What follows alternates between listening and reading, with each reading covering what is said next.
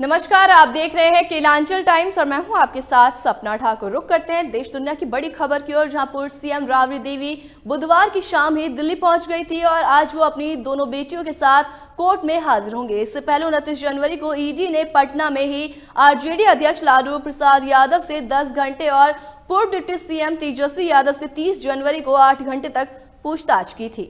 Court ने इस मामले में कई आरोपियों को भी आज पेश होने के लिए समन भेज दिया था। कोर्ट में आज पेशी होगी राबड़ी देवी। ईडी ने 8 जनवरी को पीएमएलए 2002 के प्रावधानों के तहत राबड़ी देवी, मीसा भारती, अमित कल्याण, हेमा यादव, हृदयानंद चौधरी के साथ ही 2 कंपनियों के खिलाफ शिकायत दर्ज की थी, जिसके बाद मामले में राबड़ी देवी और मीसा भारती की पेशी होगी। इस मामले में चार्जशीट के मुताबिक लालू परिवार पर 600 करोड़ की मनी लॉन्ड्रिंग का आरोप है।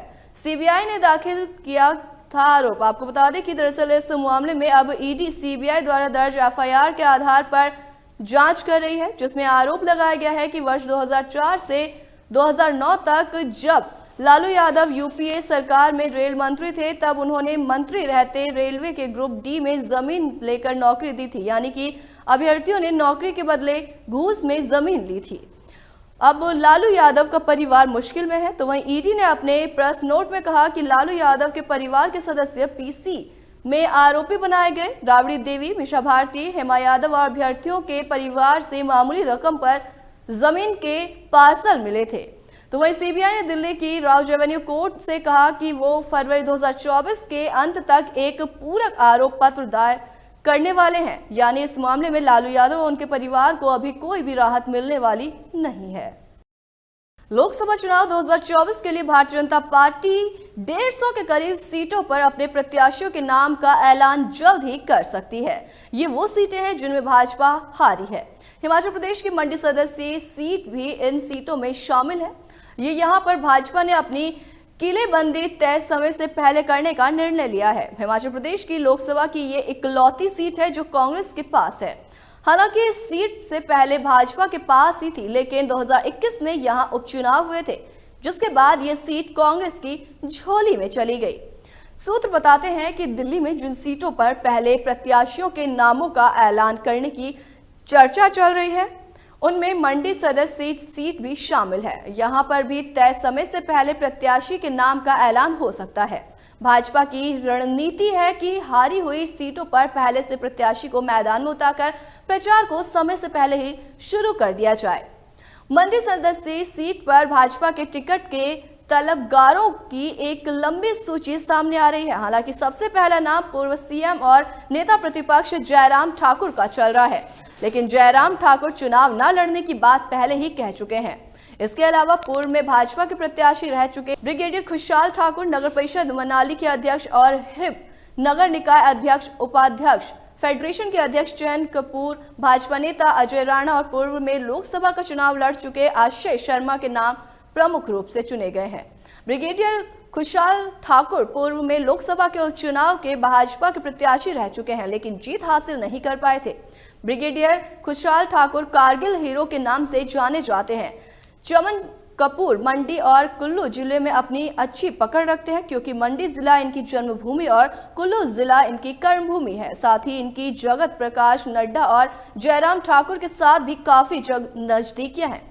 आपदा के समय में इन्होंने लोगों की काफी ज्यादा मदद की। भाजपा नेता अजय राणा लंबे समय से टिकट के लिए संघर्ष करते आ रहे हैं। इस बार भी अजय राणा फिर से रेस में है। पूर्व में कांग्रेस से टिकट पर लोकसभा का चुनाव लड़ चुके आश्रय शर्मा भी भाजपा के टिकट के लिए पूरा प्रयास कर रहे हैं। आश्रय शर्मा नड्डा और जयराम ठाकुर से मिलकर अपनी बात रख चुके हैं। इसके साथ ही पूर्व सांसद महेश्वर सिंह भी टिकट की आस में है, लेकिन उनकी उम्र को देखते हुए ही पार्टी कोई निर्णय कर सकती है। वहीं फिल्म अभिनेत्री कंगना रनौत ने भी चुनाव लड़ने की इच्छा जाहिर की है, लेकिन भाजपा उन्हें शायद ही हिमाचल से चुनाव लड़वाए। इसके अलावा पूर्व मंत्री गोविंद सिंह ठाकुर और भाजपा के प्रदेश महामंत्री बिहारी लाल शर्मा का नाम भी चर्चा में खूब चल रहा है। इसके अलावा तलबगारों की बात की जाए तो उनकी भी एक लंबी सूची है। एक्टर प्रोड्यूसर अरबाज खान ने हाल ही में दूसरी शादी की। शुरा खान को लेकर दूसरी शादी करके उन्हें अपनी दूसरी बेगम बनाया। तो वहीं 24 दिसंबर को अपनी बहन अर्पिता खान शर्मा ने उनकी एक शादी करवाई थी, जिसमें उनके परिवार और कुछ खास दोस्त शामिल हुए। अरबाज खान की शादी के दौरान ही उनकी एक्स गर्लफ्रेंड जॉर्जिया एंड्रियानी ने उनके साथ अपने ब्रेकअप के बारे में अपना दुखड़ा रोया, जो कि अरबाज खान को बिल्कुल भी पसंद नहीं आया। हाल ही में एक्टर अपनी एक्स पर आग बबूला हुए और बोले कि वो 2 सालों से चुप क्यों थी। अरबाज खान और शूरा खान मैरिड लाइफ को एंजॉय कर रहे हैं, लेकिन शादी से ठीक पहले उनकी एक्स ने मीडिया इंटरव्यू में जो कहा वो एक्टर प्रोड्यूसर को बिल्कुल भी पसंद नहीं आया है। आपको बता दें कि करीब 1 महीने बाद एक्टर ने उन इंटरव्यू पर बातें कही और उनका रिएक्शन भी दिया है। जॉर्जिया एंड्रियानी के बाद अब अरबाज खान ने अपनी एक्स के साथ रिलेशनशिप पर भी बात की है। हाल ही में उन्होंने एक इंटरव्यू में साफ किया कि शूरा से रिलेशनशिप में आने से 2 साल पहले ही उनका और जॉर्जिया का ब्रेकअप हो गया था, लेकिन उन्होंने अपने इंटरव्यू में इस बात को साफ नहीं किया था। वहीं आपको ये भी बता दें कि अरबाज ने नाराजगी जाहिर करते हुए कहा, मैं जानता हूं कि हाल ही के कुछ इंटरव्यूज में ये एहसास होता है कि आखिर तक चीजें सही थी, जो सच नहीं है। ये बेहद दुखद है कि अब मुझे यहाँ बैठकर इस तरह सफाई देनी पड़ रही है, लेकिन मेरा पिछला रिश्ता शूरा से मिलने से लगभग 1.5 साल पहले ही खत्म हो गया था।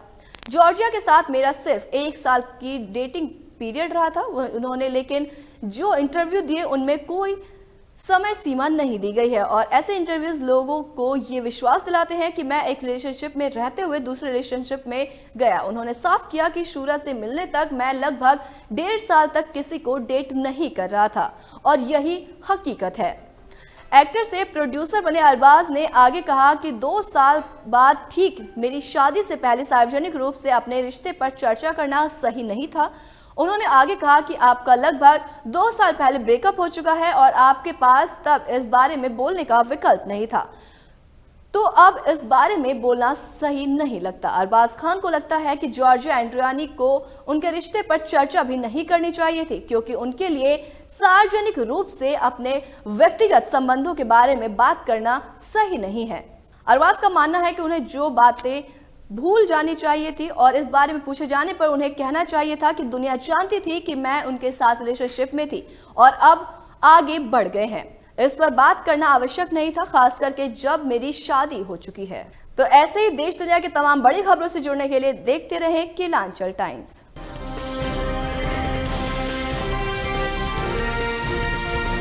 केलांचल टाइम्स, हर खबर पर हमारी नजर।